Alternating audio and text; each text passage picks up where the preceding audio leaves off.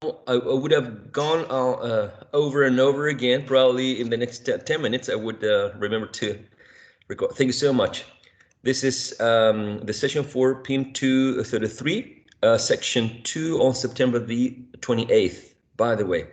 And we're reviewing the concepts that we covered last session. We were discussing the syllabus structure. A syllabus structure is basically to indicate or the elements part of the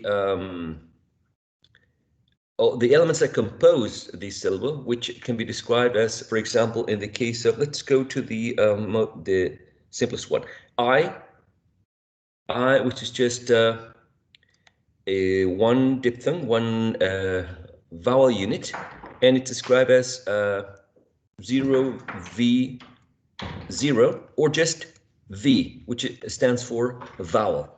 So that syllable is just one vowel.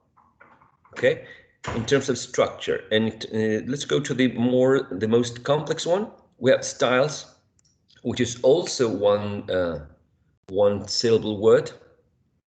This time composed by a nucleus and an onset and a coda.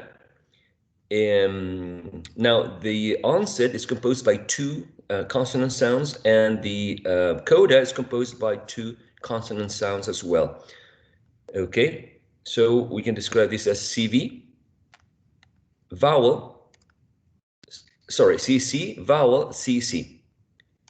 Okay, now this has some implication in terms of the following slide, because some syllables are considered to be light and others are considered to be heavy. The syllables that are considered to be light are composed by, well, you know, a syllable is always composed by a nucleus or a peak, right? But in this case, the vowel sound is going to be a short vowel sound, meaning, for example, short lex E, the trap the caret etc., etc. Okay, and the light syllable will have only one consonant sound in the onset or in the coda, or just one consonant sound in the coda, like for example this, right? Or one consonant sound in the onset, like as the first example. The heavy syllable, though, will have long vowel sound, right?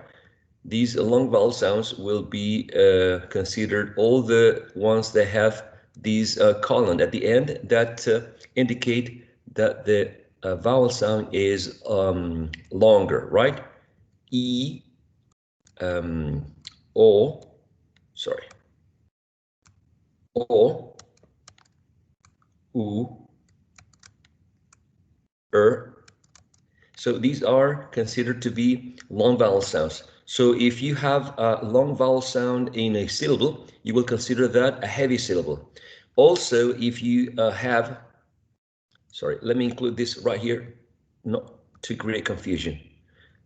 And if you have a syllable containing either the coda or the onset with two or more consonant sounds, we will also consider that a heavy syllable.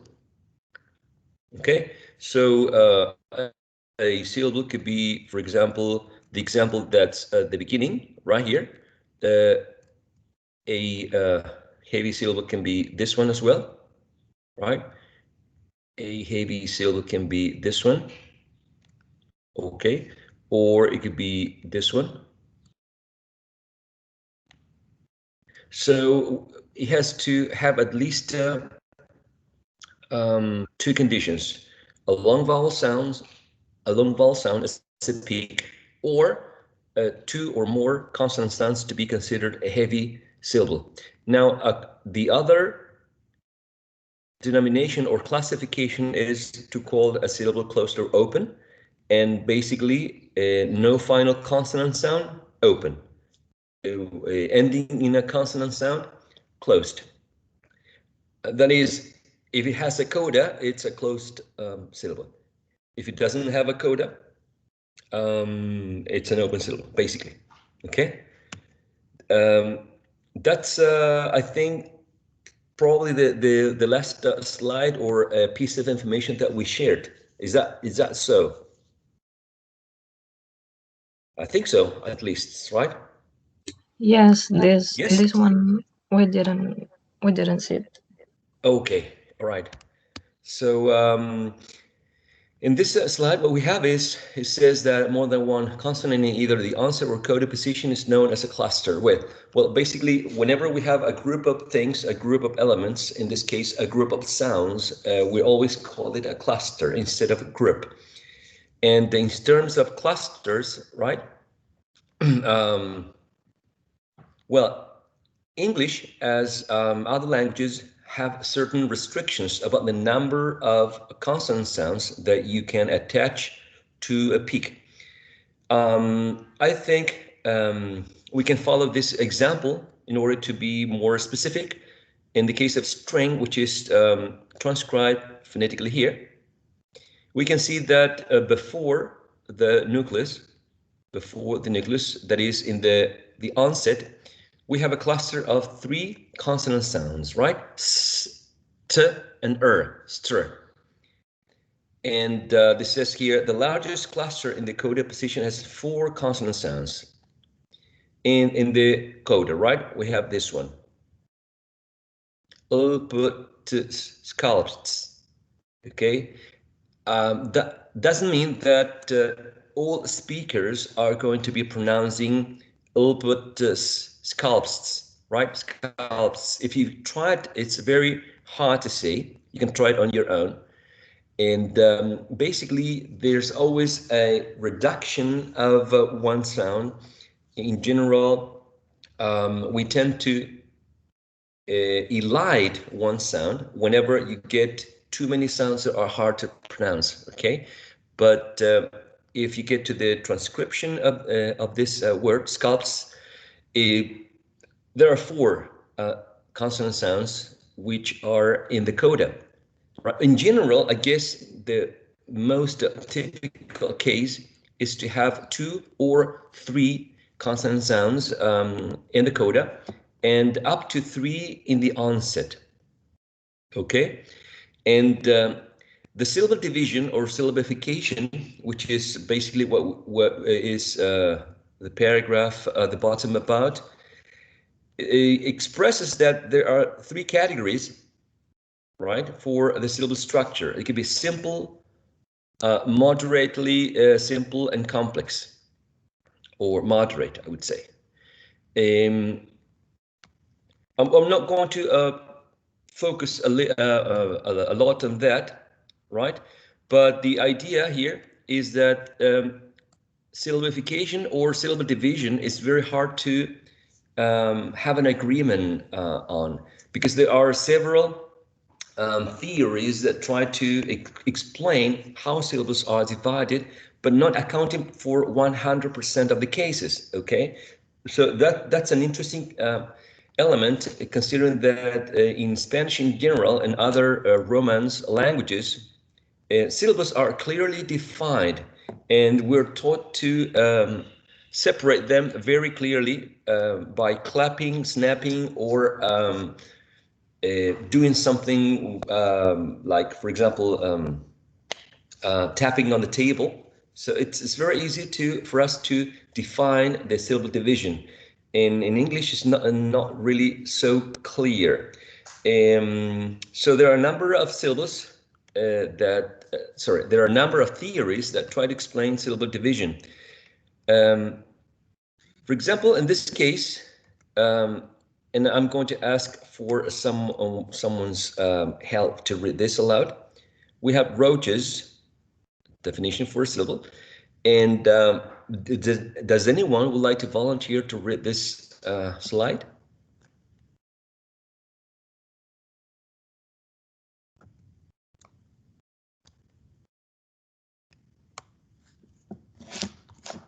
Let me see, I'm getting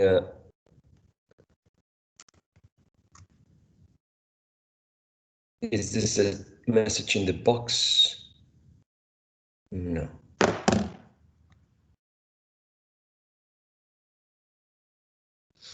All right, says syllables from the perspective of phonetics, right, are usually described as consisting a center which has little or no obstruction to airflow and which sounds comparatively loud.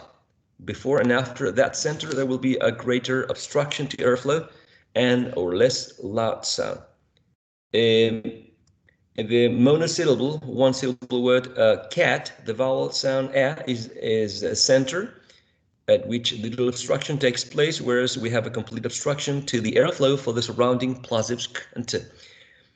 Basically, it's the idea of that Roach talks about the center, which is basically the peak or the nucleus, which is the name or concept used by other authors, and obstruction in the onset and the coda, because as we already know, the onset and the coda are composed by consonant sounds, and there's always little or more obstruction or friction when you articulate a consonant sound, but always there is some. Whereas when you produce a vowel sound, there's no obstruction as the airflow freely leaves the vocal tract, right? So we have here a definition by Laver, a very old one in 1994, which from the phonological point of view is a syllable, a complex unit made up of nuclear and marginal elements. Nuclear elements are the vowels or syllabic segments. Marginal elements are the consonants or non-syllabic segments. In the syllable paint, phonetically transcribed here, the diphthong A is the nuclear element, while initial consonant P and the final cluster NT are marginal elements. So this author talks about a nuclear element, the peak, right, of the nucleus, and marginal elements as the consonant sounds part of the onset and the cluster. Okay, so different definitions which basically point to the same idea of having a very key element as the center, the core, or the nucleus, right? And elements which might be optional that are made up of sounds which are articulated with more friction or more obstruction of the airflow. One theory that explains how syllables are divided is called the chest pulse theory. Okay, the chest pulse theory talks about the muscular activities and the lung movements. So whenever you are pronouncing or you're talking basically, and you utter words, these words are composed by syllables, and each one has a more prominent element, which is always going to be the vowel sounds. And every time you have to pronounce a syllable, that particular vowel sound will be pronounced with more force, with more airflow, with more muscular effort. So that's how this theory is trying to explain that whenever there's more air pressure coming from your lungs, and which can be measured, there is a number of syllables accordingly to the air pressure that comes from your lungs. Okay, that's one theory. So whenever there's more air pressure coming from your lungs, there is a syllable pronounced, and specifically the nucleus of that syllable. Not 100% clear theory. Another theory is called the sonori theory, right? Sonori theory. That has to do with the loudness, right? The loudness which can be measure by the sonority scale. Let me point this sonority scale in the second paragraph. The speech sounds can be ranked in terms of their intrinsic sonority according to a sonority scale. The sonority scale for English is given below in the next slide, right? Voiced segments are more sonorous than voiceless ones, and consonants are more sonorous than obstruents. Vowels are more sonorous than consonants, open vowels being more sonorous than closed ones. The idea here is that in this sonority scale theory or sonority theory, there are elements that are more sonorous than others, right? For example, in this scale we have 1, 2, 3, 4, 5, which could be called the sonority value, being number 5 the most sonorous elements and number 1 the least sonorous elements. So what this theory implies is that always at the core of a syllable, you will have the highest or the most sonorous elements, that is the vowel sounds. And next to the vowels, you will find a liquid most of the time, which is a l or an We're going to use the symbol that we have been using before, Then next to the nucleus, we can find most often nasals, then fricatives, and finally stops. In terms of how sonorous they are or how loud they can be, vowels, because there's less obstruction or no obstruction actually, when we are articulating them, they are more the most sonorous elements, the loudest elements of all. Then liquids, because there's little obstruction in the production or articulation of these. Then nasals, and then finally stops, because when you're producing stops, you're actually obstructing completely the air or partially obstructing the air, right, for a certain amount of time. Therefore, they are less audible. They are less audible. So, according to this, a syllable is structured in this way. So, next to the peak or the vowel, it's most convenient, or you will find more often a liquid than a stop. If we have to arrange sounds in a specific way, and we have, for example, a liquid and a fricative, you will have a liquid closer to the nucleus than a fricative. You will not find the liquid, the fricative, and the vowel sound. That's what this theory tries to portray, okay? And so if you have, for example, a stop and a nasal in a syllable, there's a highest chance that you will find the nasal closer to the vowel sound than the stop. Okay? Both in the onset and the coda. Okay, so the one that will be closer in the case of stop or a nasal, the nasal will be closer to the vowel sound than the stop. Okay, on the onset. The same case on the coda, right? In the coda, you will find the nasal closer if we have a nasal and a stop. So this is sort of a specific order, sort of a ranking in terms of sonority that tries to explain how a syllable is composed of. Do you have any questions about the sonority theory, which is not easy to understand, but tries to describe a specific order in which sounds are arranged in a syllable? Is this clear? Is this not clear? Again, I insist this tries to explain how syllables are arranged, but again, this does not explain 100% of the cases. There are always exceptions.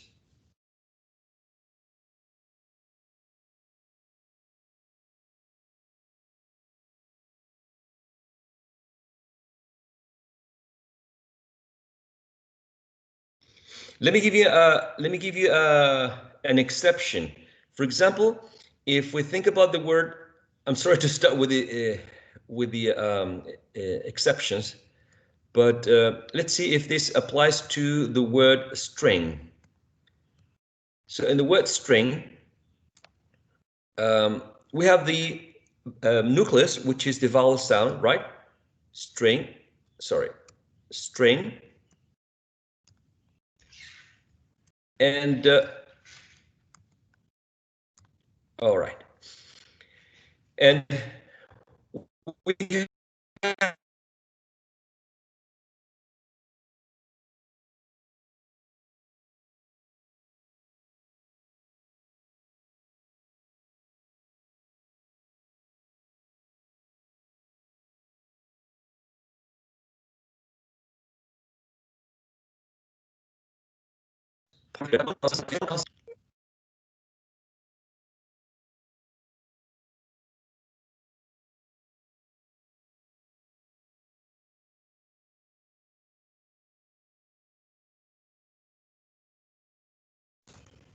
sorry, internet issues. Can you hear me now? Sorry. Yes. Now, Yes, thank you. Thank you. I'm sorry. I'm trying to move to a different spot here to get better or higher quality internet connection. So I was trying to to see if string was an exception, or the sonority theory could explain how the sounds are distributed or arranged in the syllable. So first we identify the nucleus, and then we have a cluster of consonant sounds as part of the onset. We have which is considered to be a liquid, right? Right here, So a liquid is closer to the nucleus. So far, so good. Then we have t. T is a stop. So in this case, later we have s, which is a fricative. So this is an exception, as you can see, because we do have the liquid closer to the nucleus, but then according to this,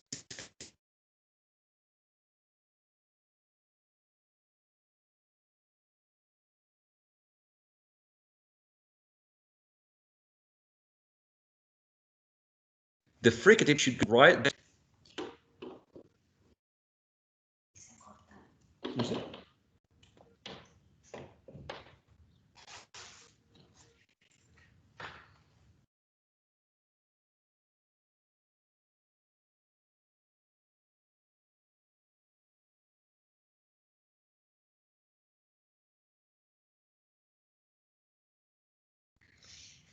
Sorry, obviously it didn't work moving to a different place. I guess it's just the signal.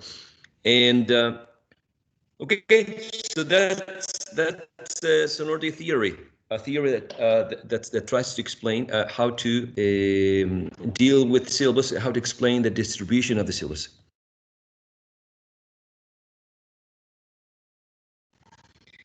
All right, moving on.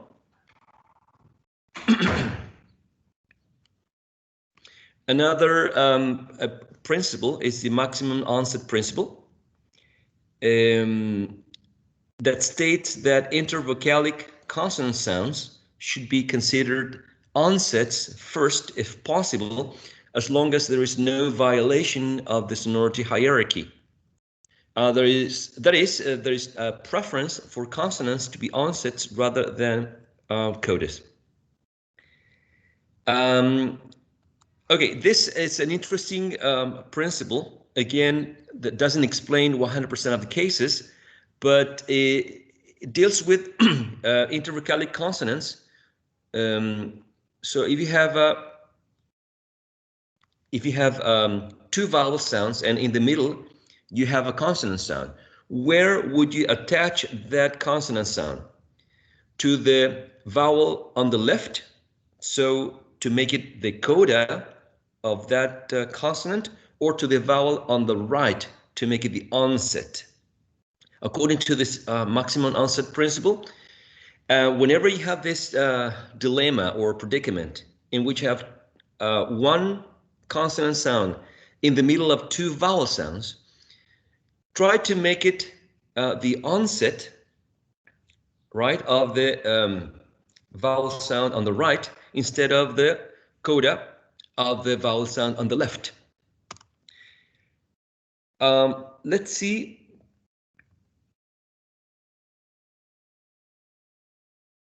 Okay, let's see if there's an example here.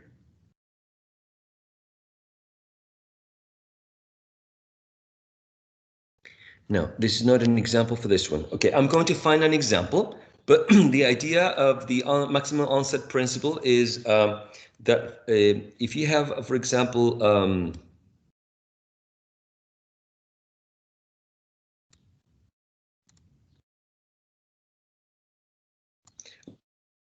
okay, let's suppose that we have a word, and in the word we have a vowel sound, right? A consonant sound and a vowel sound. And you need to make a decision whether to use this consonant sound as the coda of the vowel sound on the left, or as the onset of the vowel on the right. So according to the maximum onset principle, whenever possible, you should consider what's the name? Intervocalic consonant. Intervocalic consonant, a consonant in the middle of two vowel sounds. You need to consider it onset of the syllable and not the coda, right? Whenever possible, whenever you're not, and the idea here is not violating the sonority hierarchy. The sonority hierarchy, if you remember, was displayed by the sonority theory, okay? That vowel sounds are the loudest and most sonorous elements, then liquids, then nasal, fricatives, and then stops, okay? So if you're not violating this, you can apply the maximum onset principle. In a nutshell, to prefer consonants to be onsets rather than codas in a syllable. That's basically the idea. Okay.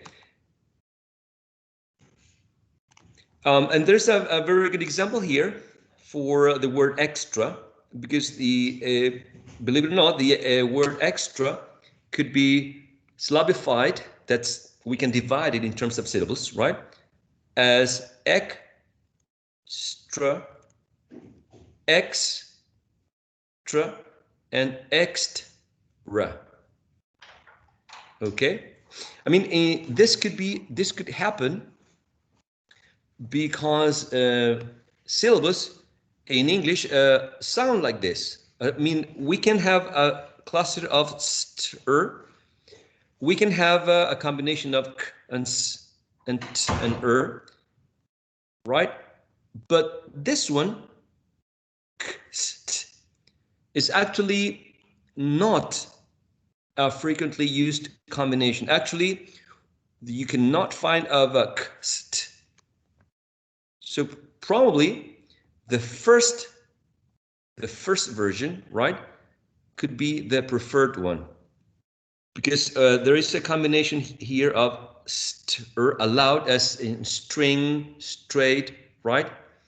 And so there's a high chance to high chance or probability to find this combination than a k and s or k, st. Okay.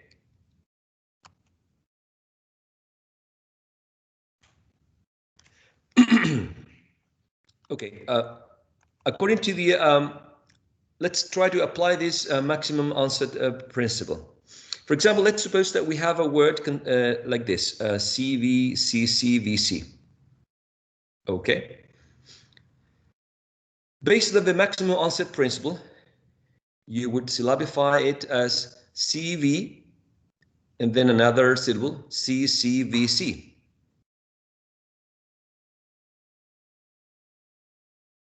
I don't know if this is making sense to you. Let's suppose here, destruction.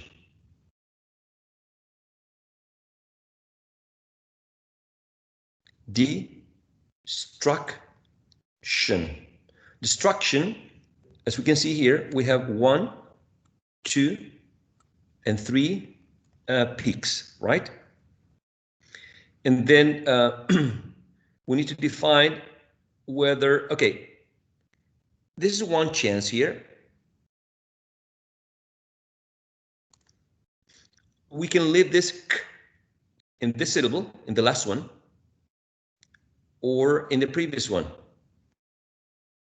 Now, the combination k, sh is not something you can find in English. So therefore, this combination is violating the sonority principles, right? K, sh, it's not something you can find in English, at least, right? So this chance of having k in the last syllable, not possible. So there's a higher probability to find k as the coda of the middle syllable. Now, can we consider this track, distraction,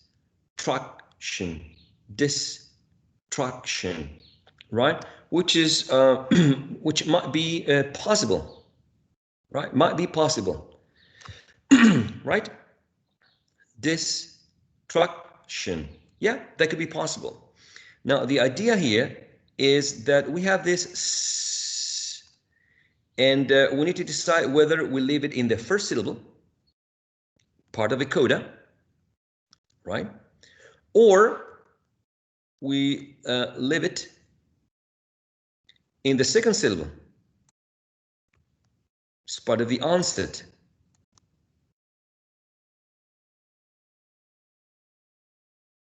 Now we need to consider this. In English, can we find this cluster of consonant sounds? If we attach s to t and is this combination okay? Is this possible? Is this allowed in English? We have to test it. We have string, we have straight, we have strong, we have strut. So this cluster combination is allowed and it's not violating any sonority principle, right? It's not violating the structure of English. This cluster of consonants is an allowed combination of clusters, of consonant clusters. So according to this theory, whenever possible, you prefer to attach the consonant sound as part of the onset of a syllable, as you can see here in the second syllable is part of the onset, than a coda. Okay, that's basically what this theory is trying to explain. Okay. In the case of enormous, we can divide probably mus having this, right? But why not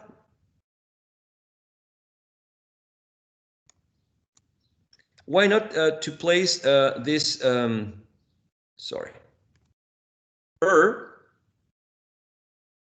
right here in this syllable, and we have m, something like that. Do we have words in English that have this combination in the onset, in English? I don't think so. So that's not something plausible. That's not something that we should consider, right? Then how can we divide the last syllable? I would say mus, right? Mus. And then we have inor. So we have two peaks here, 1 and 2. Inor. And then we have to define this intervocalic consonant here. This consonant is between E, and O. Should we use it as the coda? Can we have like something like in? Sounds plausible, right? And then we have the next one, or. So we can have in, nor, and then must, right? That's not, do not consider that one. In or must, in or must. That could be, but according to the theory, we should consider this n as part of the onset of a syllable and not the coda.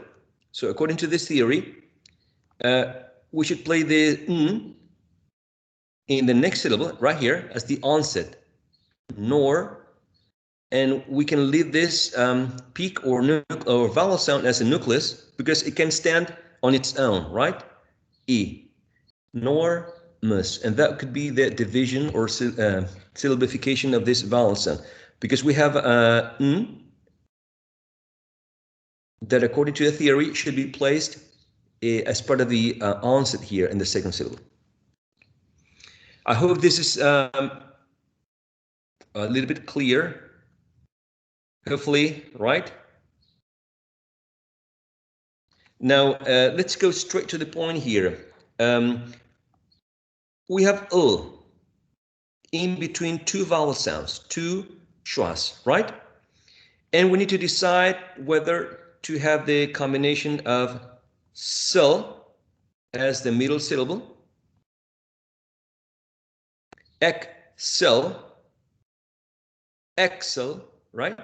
Or just leave it like the way it is, s and lunt. Okay? So according to the theory, the should be placed as the onset, should go before this nucleus in the third syllable, instead of being the coda in the second syllable.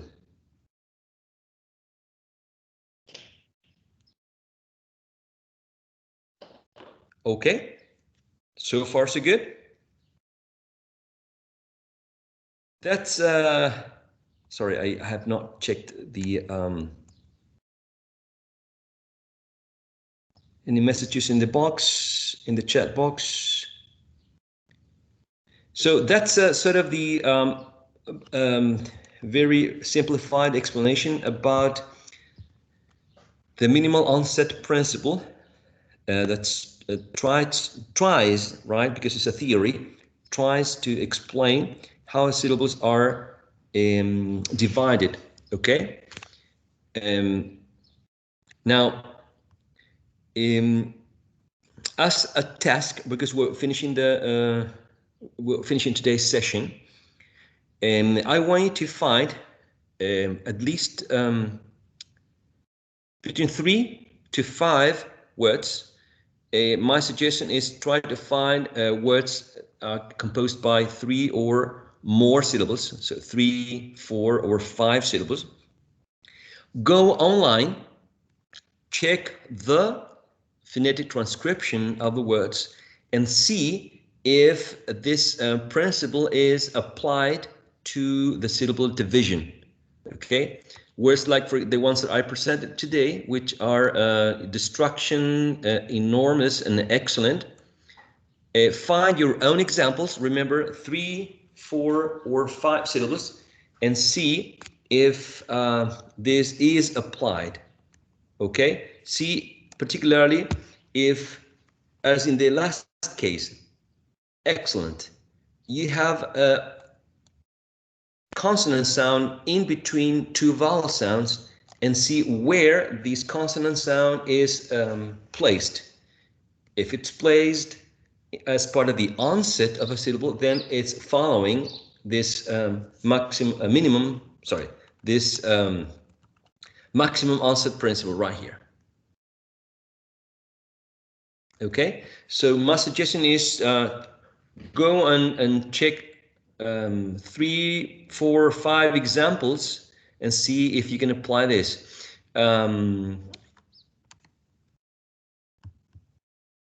So we're going to finish today's session. I think I should be seeing you on Friday. On Friday, if you have questions or comments about the specific examples that you used, you can share them and we can analyze them, okay? Otherwise, I think we're moving on to a different topic for next session. I think next Friday, we will start the class and Miss Sofia Contreras will join us. As you remember, there are some students who are having their practicum, their professional practicum with us in the School of English Pedagogy. So we will have her as well next Friday session, okay? Any comments or questions before we finish this session in which the main topic was syllabification and how certain theories try to explain how to distribute or separate syllables.